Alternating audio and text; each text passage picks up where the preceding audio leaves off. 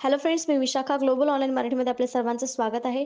आजच्या सेशनमध्ये आपल्याला MUHS means Maharashtra university of health science Nashik इथल्या PhD एंट्रन्स टेस्टसाठी 2022च्या एक्झामसाठी रिसर्च मेथॉडॉलॉजीचा अभ्यास करायचा आहे.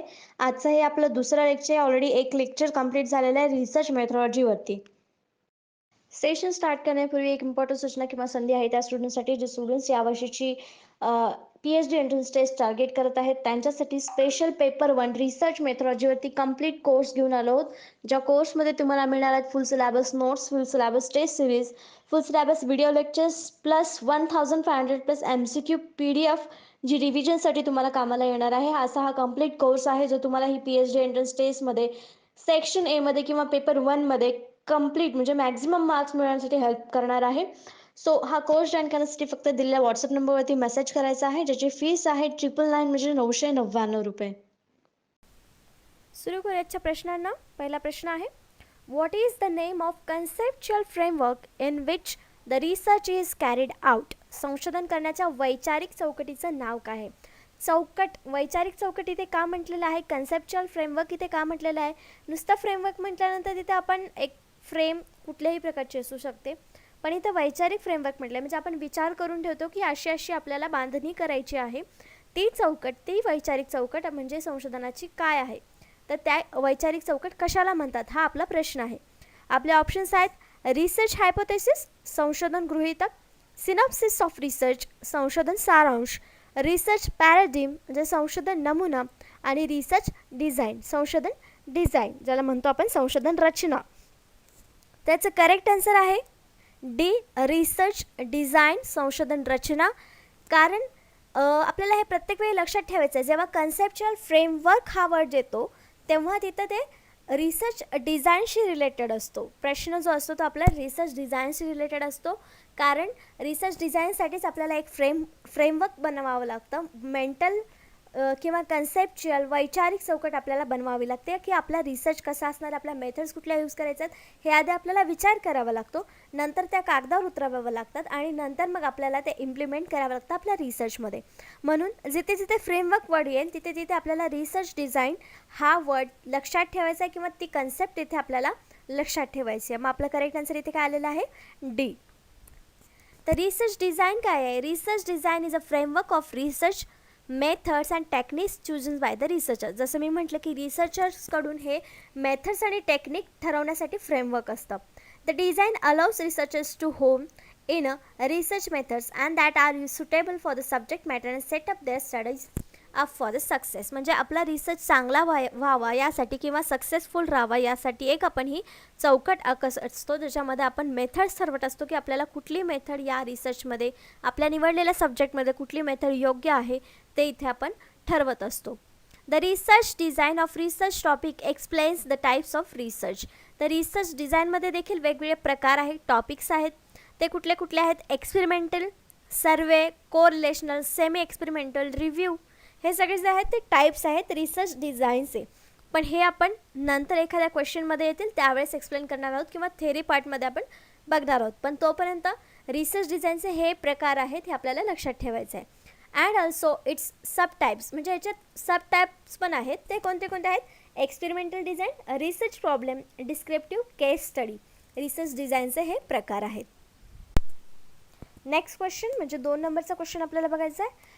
Which of the following feature are considered as critical in qualitative research? गुणात्मक संशोधनामध्ये खालीलपैकी कोणती वैशिष्ट्य गंभीर मानली जातात? कुठले गुण किंवा वैशिष्ट्य जे आहे, फीचर जे आहे ते महत्त्वाचं मानलं जातं क्वालिटेटिव्ह रिसर्चमध्ये, हे आपल्याला सांगायचं आहे. आपले ऑप्शन्स आहेत, collecting data with the help of standardise research tools म्हणजे प्रमाणित संशोधन साधनांच्या मदतीने डेटा गोळा करणे हे महत्त्वाचं वैशिष्ट्य आहे की त्यापेक्षा वेगळे 3 आहेत अजून ते बघूयात. Design sampling with probability sample techniques संभाव्यतेच्या नमुन्यांच्या तंत्रासह नमुना तयार करणे. Collecting data with bottom up empirical evidence तळात अनुभवजन्य पुराव्यांसह डेटा गोळा करणे. Gathering data with top down schematic evidence top down योजनाबद्ध पुराव्यांसह डेटा संकलित करणे. तर या सगळ्याच महत्त्वाच्या गोष्टी वाटतात आपल्याला एखादा रिसर्च तयार करताना.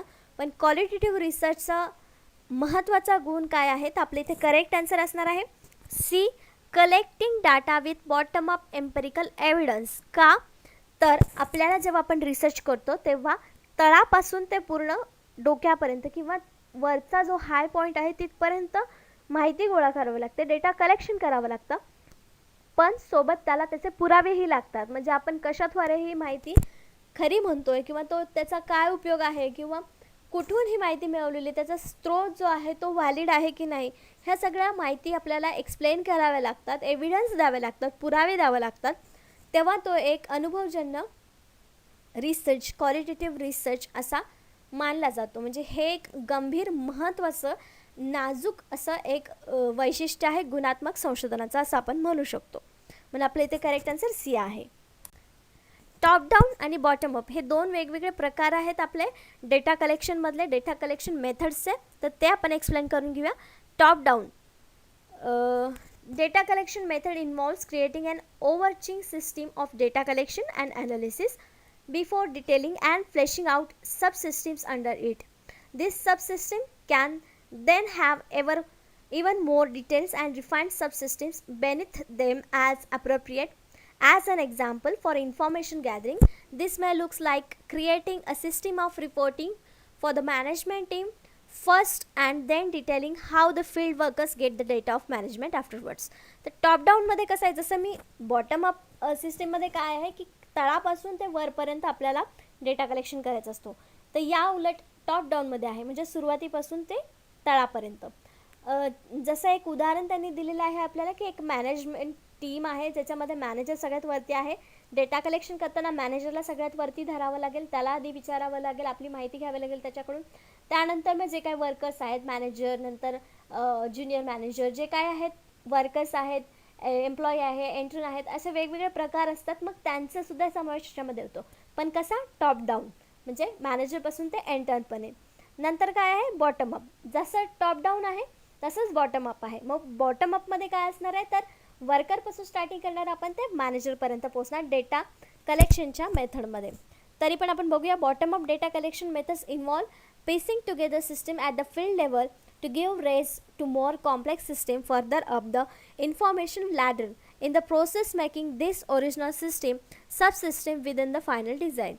This requires the elementary of bottom rung systems to be splashed out in a great detail before connecting them together to form the largest system. Using the information gathering example, this would look like first creating a data gathering model for the field worker and then deciding how the data will be transferred to the management team. त्याच्यामध्येच आपण जसं सांगितलं की मॅनेजमेंटचे एक उदाहरण घेतलं, तसेच इथे वर्करपासून स्टार्ट केलं आणि मॅनेजमेंट टीमपर्यंत आपण पोहोचलो बॉटम अप सिस्टीममध्ये. हे दोन वेगवेगळे डेटा कलेक्शनच्या मेथड आहेत, top down and bottom up. Next question, third नंबरचा, how is random sampling helpful? यादृच्छिक सॅम्पलिंग कसं उपयुक्त आहे? आपल्याला माहिती आहे की सॅम्पलिंगचे वेगवेगळे प्रकार आहेत प्रोबॅबिलिटी आणि नॉन प्रोबॅबिलिटी सॅम्पलिंगमध्ये. तर हा एक प्रकार आहे रँडम सॅम्पलिंग. तो कसा उपयुक्त ठरतो?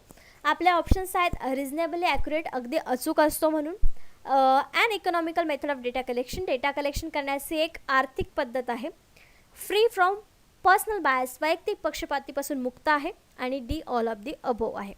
तर इथे रँडम सॅम्पलिंग म्हणजे काय की रँडम एखादा म्हणजे कुठलाही एक सॅम्पल निवडायचा, जो अवेलेबल असेल त्याच्यातून कुठलाही एखादा आपल्याला निवडायचा आहे सॅम्पल. म्हणजे समजा 10 व्यक्ती आहेत जे आपल्याला एखादा गोष्ट म्हणजे शाळेतल्या शिक्षणाविषयी आपल्याला डेटा कलेक्शन करताना त्यांचं मत काय आहे हे आपल्याला जर गोळा करायचं असेल, तर त्यामध्ये 10 व्यक्तींची मतं वेगवेगळी असतील. मग 10 मतांचे 10 सॅम्पल्स घेण्याची गरज नाही आहेत. त्यातले आपण 3-4 घेतले, एक 2 नंबरचा, नंतर 5 नंबरचा, नंतर 7 नंबरचा, असे 2-4 जर सॅम्पल घेतले तर ते रँडम सॅम्पलिंग होणार. 10च्या 10 न घेता त्यातले फक्त सिलेक्टिव्ह रँडम सॅम्पल्स आपण सॅम्पलिंगसाठी घेणार आहोत, रिसर्चसाठी. त्याला आपण रँडम सॅम्पलिंग म्हणतो.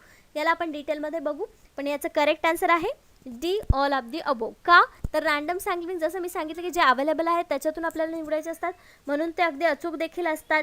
अँड इकॉनॉमिकल मेथड आहे, म्हणजे डेटा संकलनाची एक आर्थिक पद्धत आहे, कारण त्याच्यामध्ये जास्त सर्च करावं लागत नाही किंवा ट्रॅव्हलिंग खर्च आपल्याला तिथे पडत नाही, म्हणून ही एक आर्थिक म्हणजे कमी पैशामध्ये होणारी सॅम्पलिंग आहे. फ्री फ्रॉम पर्सनल बायस, वैयक्तिक पक्षपातीपासून मुक्त आहे, कारण कुठलाही एखादा व्यक्ती घेतो तिथे आपलं मत नसणार आहे, जो व्यक्ती समोर आपल्याला येणार आहे ती सॅम्पलिंगसाठी आपल्याला उपयोगी येणार आहे. म्हणून इथे तिन्ही ऑप्शन्स जे आहेत आपले ते करेक्ट आहेत, तिथे आपल्याला उपयुक्त आहेत. म्हणून आपलं करेक्ट आन्सर तिथे आलेला आहे D, all of the above वरील सर्व. Random sampling is a part of sampling technique in which a sample has equal probability of being chosen. A sample chosen randomly is meant to be an unbiased representation of total population. जे वैशिष्ट्य आपण आपल्या प्रश्नाच्या ऑप्शन्समध्ये बघितली तीच वैशिष्ट्य आपल्याला इथे सांगितलेली आहेत रँडम सॅम्पलिंगची, की हे एक टेक्निक आहे जे प्रोबॅबिलिटी इक्वल प्रोबॅबिलिटी असते, म्हणजे कुठल्याही व्यक्तीची निवड होण्याची याच्यामध्ये शक्यता असते, की फक्त एकाच ग्रुपचा व्यक्ती तिथे आला पाहिजे असं नाही, तर तिथे प्रोबॅबली रँडमली आपण व्यक्ती सिलेक्ट करू शकतो रिसर्चसाठी सॅम्पल म्हणून. पण याचाच अर्थ हे कशामुळे म्हणजे अनबायस असण्याचे पक्षपातीपणा इथे होऊ शकत नाही, कारण ते आपण रँडमली चॉईस करतो. अशा प्रकारे रँडम सॅम्पलिंग आपण एक्सप्लेन करू शकतो की रँडम सॅम्पलिंग काय आहे. ते एक टेक्निक आहे प्रोबॅबिलिटी सॅम्पलिंगचं. प्रोबॅबली त्याच्यामध्ये चूज होऊ शकतात एक सॅम्पल्स आणि अनबायस असतं. नेक्स्ट क्वेश्चन बघतो आपण 4 नंबरचा. Research intents to explore the result of possible factors for the organisation of effective mid day meal intervention which research method will be the most appropriate for this study. एक संशोधन प्रभावीपणे mid day जेवण हस्तक्षेपांच्या संस्थेच्या संभाव्य घटकांच्या परिणामांचा शोध घेण्याचा विचार करते, तर या अभ्यासासाठी कोणती संशोधन पद्धत सर्वात योग्य असेल, असा आपला प्रश्न आहे. आपल्याला मिड डे मील माहिती आहे. मिड डे मील ही जी स्कीम होती, स्कूल्समध्ये जे स्टुडंट्स आहेत त्यांना पोषक आहार मिळावा यासाठी स्कूलमध्ये इंटरव्हलमध्ये जेवण दिलं जायचं. आता लॉकडाऊनमुळे शाळा तर बंद आहेत, पण त्यांच्या अंतर्गतच काही स्टुडंट्सच्या अकाउंटवरती पैसे जमा करण्याची स्कीम गव्हर्नमेंटने काढलेली आहे. मिड डे मीलच्या बदल्यात म्हणता येईल किंवा त्याच्या अंतर्गत म्हणता येईल. पण हे मिड डे मीलचं जेव्हा आपल्याला परिणामांचा अभ्यास करायचा आहे तेव्हा कुठली संशोधन पद्धत आपल्याला इथे योग्य ठरणार आहे हे सांगायचं आहे. तर ऑप्शन्स आहेत डिस्क्रिप्टिव्ह सर्वे मेथड्स, वर्णनात्मक सर्वेक्षण पद्धत, हिस्टोरिकल मेथड, ऐतिहासिक पद्धत, एक्स पोस्ट फॅक्टो मेथड, आधीची post facto method, experimental method, प्रायोगिक पद्धत. तर इथे करेक्ट आन्सर आहे आपला C, ex post facto method. Ex post facto method इथे का आलं आपलं आन्सर, कारण इथे एक स्कीम लागू झालेली आहे ऑलरेडी, त्याच्यावरती काम चालू आहे, पण त्याच्या परिणामांचा अभ्यास आपण फ्युचरमध्ये करतो आहे. मग त्याच्या परिणामांचा अभ्यास आपण करतो आहे, तर तो एक्स पोस्ट फॅक्टो मेथड असणार आहे, एक्स पोस्ट फॅक्टो रिसर्च असणार आहे. म्हणून आपल्या इथे करेक्ट आन्सर सी आलेला आहे. मग आपण बोलू शकतो की हिस्टोरिकल मेथड का नाही, ती हिस्ट्री नाही आहे, घडून गेलेली घटना नाही आहे, कंटिन्यू होती आहे, पण आधीपासून होती आहे, त्याच्या परिणामांचा अभ्यास करतोय आपण, म्हणून ते एक्स पोस्ट फॅक्टो मेथड इथे आहे. Ex post facto study or after the fact research is category of research design in which the investigation starts after the fact has occurred without interference from the researchers.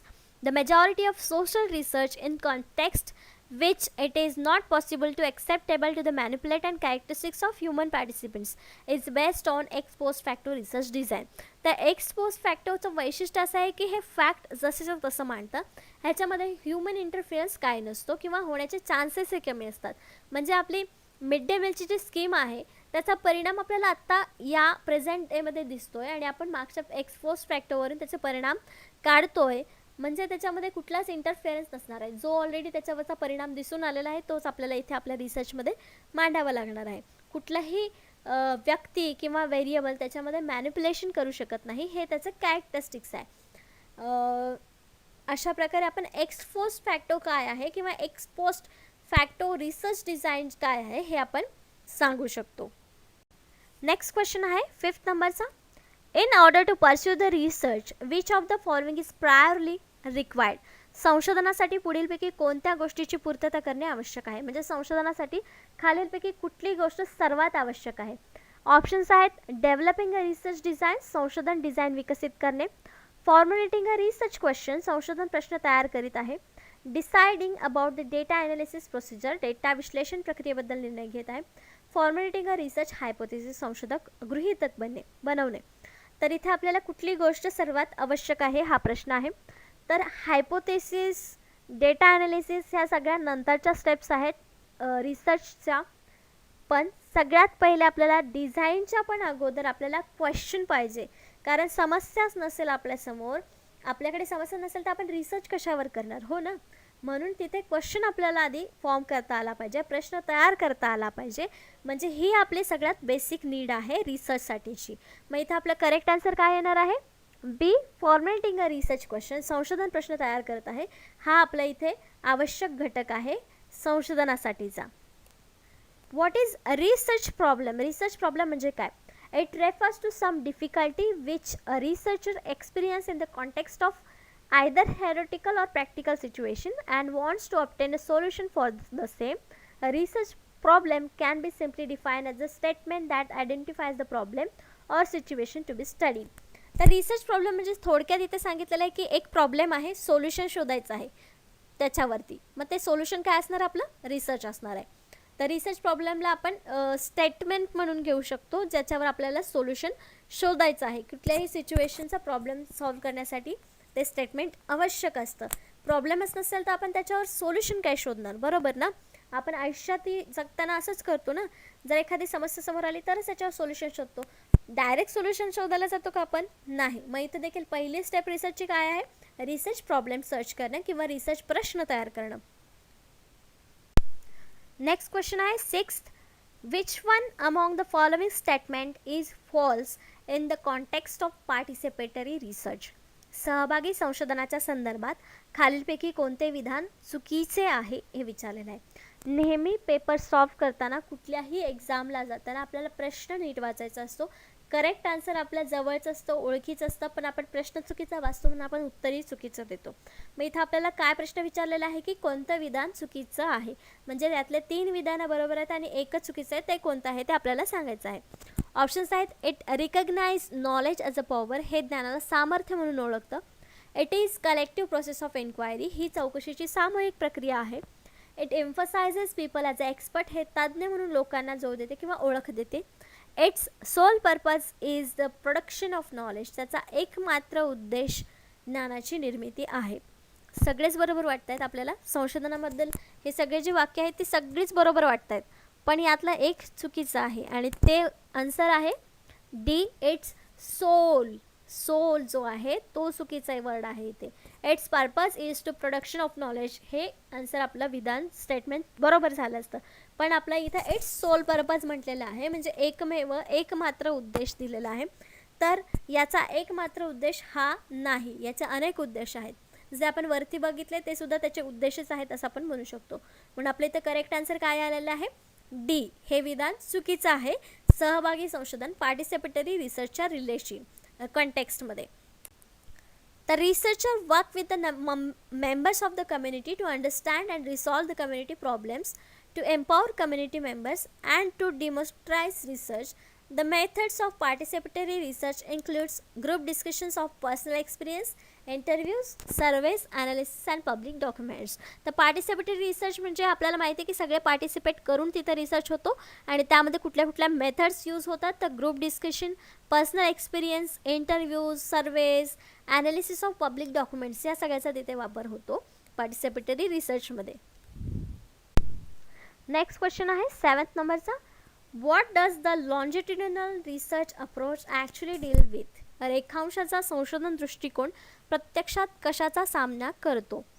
Options आहेत. Long term research, दीर्घकालीन संशोधन, short term research, अल्पकालीन संशोधन, horizontal research, क्षैतिज संशोधन, none of the above, वरीलपैकी काहीही नाही.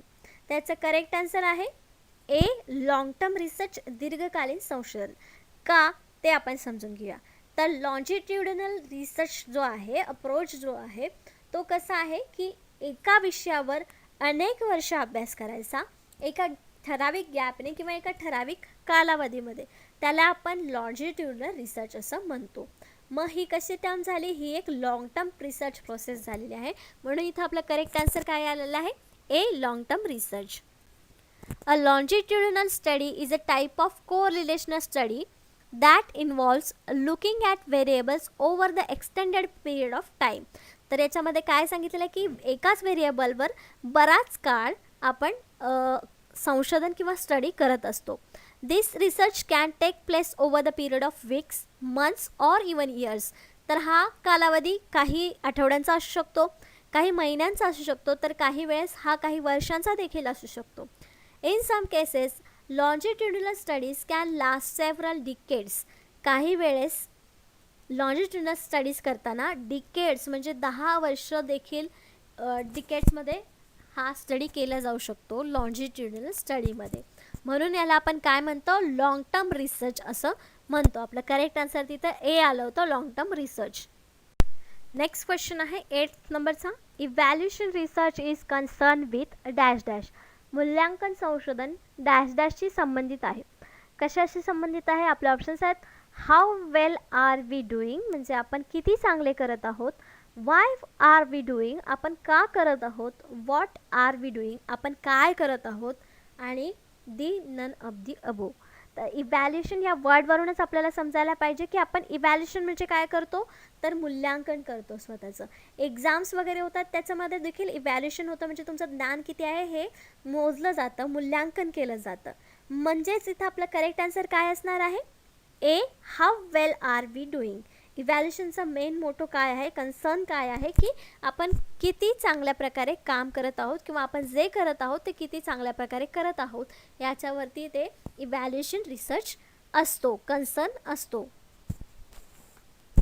Evaluation research is defined as a form of disciplined and systematic inquiry that is carried out to arrive at the assessment and appraisal of the object, program, practice, activity or the system with the purpose of providing information that will be used of decision making.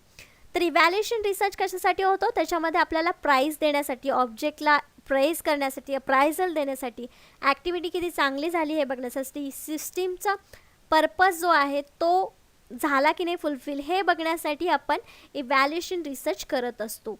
किंवा त्याचा उपयोग आपल्याला decision मेकिंगसाठी देखील होतो. जसं की उदाहरणार्थ नवीन machines जर बाजारात आले असतील तर त्याचं इव्हॅल्युएशन होतं, मग ती मशीन योग्य आहे की नाही किंवा त्याच्यामध्ये आणखीन काही सुधारणा पाहिजेत यावरती डिसिजन घेण्यासाठी, डिसिजन मेकिंगसाठी हे इव्हॅल्युएशन रिसर्च आपल्याला उपयोगी पडते. नेक्स्ट क्वेश्चन बघूया 9th नंबरचा. Which of the following does not correspond to the characteristics of research? पुढीलपैकी कोणते संशोधनाच्या वैशिष्ट्याशी संबंधित नाही? ऑप्शन्स आहेत रिसर्च इज नॉट पॅसिव्ह, संशोधन निष्क्रिय नाही. रिसर्च इज अ सिस्टमॅटिक, संशोधन पद्धतशीर आहे. Research is not a problem oriented, संशोधन ही समस्या प्रधान नाही. Research is a not process, संशोधन ही एक प्रक्रिया नाही. त्याच्यामध्ये वैशिष्ट्य आहेत सगळी, ही सगळी जी आहेत ती वैशिष्ट्य आहेत संशोधनाची. संशोधन का व्हावं किंवा कशासाठी केलं जातं किंवा त्याच्यामध्ये काय वैशिष्ट्य असतात म्हणजे ते संशोधन आहे हे आपण ओळखू शकतो. तर एक एक आपण बघूया ज्याच्यामध्ये आपल्याला एक संबंधित नाही असं ओळखायचं आहे. तर research is a not passive, संशोधन निष्क्रिय नाही. बरोबर आहे ना, संशोधन आपलं ॲक्टिव्ह असतं, त्याच्यामध्ये सतत काहीतरी क्रिया करावी लागते म्हणजे ते ॲक्टिव्ह असतं. निष्क्रिय नाही म्हणजे ते ॲक्टिव्ह आहे. म्हणजे इथं आपलं हे पहिलं वाक्य जे आहे, फर्स्ट स्टेटमेंट जे आहे ते करेक्ट आहे. नेक्स्ट आहे रिसर्च इज अ सिस्टमॅटिक, संशोधन पद्धतशीर आहे. बरोबर, त्याच्या वेगवेगळ्या स्टेप्स आहेत, मेथड्स आहेत म्हणून ते एक पद्धतशीर आहे संशोधन. Research is a not problem oriented, संशोधन ही समस्या प्रधान नाही, प्रॉब्लेम ओरिएंटेड नाही. प्रॉब्लेम आपल्याला लागतो पण कशासाठी, सोल्युशन शोधण्यासाठी. म्हणून आपलं हे देखील करेक्ट आन्सर आहे. मग नेक्स्ट जे आहे ते रिसर्च इज नॉट प्रोसेस, संशोधन ही एक प्रक्रिया नाही. मग हेच जे वैशिष्ट्य आहे ते आपलं करेक्ट आन्सर आहे D, research is not process, संशोधन ही एक प्रक्रिया नाही. कारण हे सिस्टमॅटिक आहे, पद्धतशीर आहे, निष्क्रिय नाही. म्हणजेच ही एक प्रोसेस आहे, त्याच्यामध्ये वेगवेगळ्या प्रोसेसने स्टेप्सने आपल्याला ती क्रिया सतत करावी लागते. म्हणजेच ती एक कंटिन्यू प्रोसेस आहे रिसर्चची. ती कंप्लीट झाल्यावरच आपला रिसर्च पूर्ण होतो. म्हणून इथं आपलं जे डी आन्सर आहे, डी करेक्ट ऑप्शन जे आहे ते इथे चुकीचं आहे स्टेटमेंट, म्हणून आपला ऑप्शन करेक्ट इथं डी आलेला आहे. रिसर्च कॅरेक्टरिस्टिक्स काय काय आहे. Originates with the question or a problem, म्हणजे सुरुवात कुठून होते तर प्रॉब्लेम किंवा समस्येपासून होते. रिक्वायर्स क्लिअर आर्टिक्युलेशन ऑफ गोल्स, म्हणजे जे काय आपले ध्येय आहेत त्याच्यासाठी हे क्लिअर विजन असलं पाहिजे, आपलं गोल्स काय आहेत ते क्लिअर असले पाहिजेत रिसर्चसाठी. Follows a specific plan or procedure, systematic plan आणि प्रोसिजर तिथं फॉलो केली तर आपण रिसर्चपर्यंत पोहोचतो. Often divides main problem into sub problems. तर ह्याच्यामध्ये रिसर्चचा अजून एक कॅरेक्टरिस्टिक्स काय आहेत तर मेन प्रॉब्लेम आणि त्याच्यानंतर त्याचे सब प्रॉब्लेम्स काय आहेत. जसं की आपण म्हणतो की पाण्याचा प्रॉब्लेम आहे, हा मेन प्रॉब्लेम झाला. सब प्रॉब्लेम्समध्ये काय ना, त्याचं पाणी कमी आहे की जास्त आहे, म्हणजे हिमालयामधला बर्फ वितळतोय ते पाणी जास्त होणार आहे. आणि दुसरा प्रॉब्लेम काय असणार तर एकीकडे प्यायचं पाणी लोकांना मिळत नाही आहे. हे दोन सब प्रॉब्लेम्स असणार आहेत मेन प्रॉब्लेमचे. हे देखील एक रिसर्चचं कॅरेक्टरिस्टिक्स आहे. Guided by the specific problem, question or the hypothesis. तर ते एक स्पेसिफिक प्रॉब्लेम जो आहे तो क्वेश्चन, हायपोथेसिस या गोष्टींनी दर्शवतो किंवा गाईड करत असतो. एक्सेप्ट सर्टन क्रिटिकल अझम्पशन्स, आपण काही काही अझम्पशन्स करत असतो रिसर्चमध्ये, हे एक आपलं कॅरेक्टरिस्टिक्स आहे. Requires collection and interpretation of data, ह्याच्यामध्ये कलेक्शन डेटाचं आणि इंटरप्रिटेशन डेटाचं आवश्यक असतं, कारण त्यावरच आपला रिसर्च खरा किती आहे, व्हॅलिड किती आहे हा ठरत असतो. तर अशी काही आपली रिसर्चची कॅरेक्टरिस्टिक्स म्हणजे रिसर्चची वैशिष्ट्ये आहेत ती आपण एक्सप्लेन करू शकतो. नेक्स्ट क्वेश्चन 10वा. Which of the following options are the main task of research in modern society. आधुनिक समाजातील संशोधनाची मुख्य कामे कोणती आहेत किंवा मुख्य कार्य कोणते आहेत. Options: to learn new things, नवीन गोष्टी शिकण्यासाठी. To keep pace with the advancement in knowledge, ज्ञानाच्या प्रगतीमध्ये गती ठेवण्यासाठी. To systematically exam and critically analyse the investigation sources with the objective, उद्देशाने तपासणी स्रोतांचे पद्धतशीरपणे परीक्षण करणे आणि त्याचे विश्लेषण करणे. डी ऑल ऑफ दी अबो. तर आपलं इथं करेक्ट आन्सर असणार आहे डी ऑल ऑफ दी अबो. हे सगळेच उद्देश आपल्याला संशोधनासाठी आवश्यक आहेत किंवा मुख्य कार्य आहेत संशोधनाचं असं आपण म्हणू शकतो. म्हणून इथं आपलं करेक्ट आन्सर डी आलेलं आहे. तिन्ही गोष्टीवरची मुख्य कार्य जे आहेत ते आधुनिक समाजामध्ये संशोधनाचे आहेत असं आपण म्हणू शकतो. तर इथे अजून काही कार्य दिलेले आहेत टू मॉडर्न सोसायटीमध्ये रिसर्चची. ते असे: to keep pace with the advancement in knowledge, जे आपण आत्ता बघितलं. टू डिस्कवर न्यू थिंग्स, नवीन गोष्टी शोधण्यासाठी देखील हे रिसर्च आवश्यक आहे मॉडर्न सोसायटीमध्ये. To write critique in the earlier writings, म्हणजे जे काय आधी जास्त गोष्टी झालेल्या आहेत त्याच्यावरती क्रिटिक गोष्टी लिहिण्यासाठी नवीन मॉडर्न सोसायटीमध्ये हे संशोधन होणं गरजेचं आहे. To systematically examine and critically analyse the investigation source with the objectivity, जो आपण मागे बघितला आहे पॉईंट. आणि हे चारही जे ऑप्शन्स आहेत ते बरोबर आहेत, म्हणजे तिन्ही ऑप्शन आपले करेक्ट आहेत. तिन्ही कार्य मॉडर्न सोसायटीमध्ये संशोधन करत असतो, म्हणून आपलं करेक्ट आन्सर दी आलं होतं all of the above. Thank you. आजच्या लेक्चरचे 10 प्रश्न आणि 10 कन्सेप्ट आपल्या इकडेच संपलेले आहेत. नेक्स्ट सेशनमध्ये आपण नवीन 10 कन्सेप्ट शिकणार आहोत, ज्या कन्सेप्ट आपल्याला रिसर्च मेथॉडॉजीमध्ये मिळतात आणि आपल्याला पूर्ण सिलॅबस अशा प्रकारे कवर करायचा आहे येणाऱ्या पेट एक्झामला क्लिअर करण्यासाठी. आजच्या सेशनसाठी थँक्यू.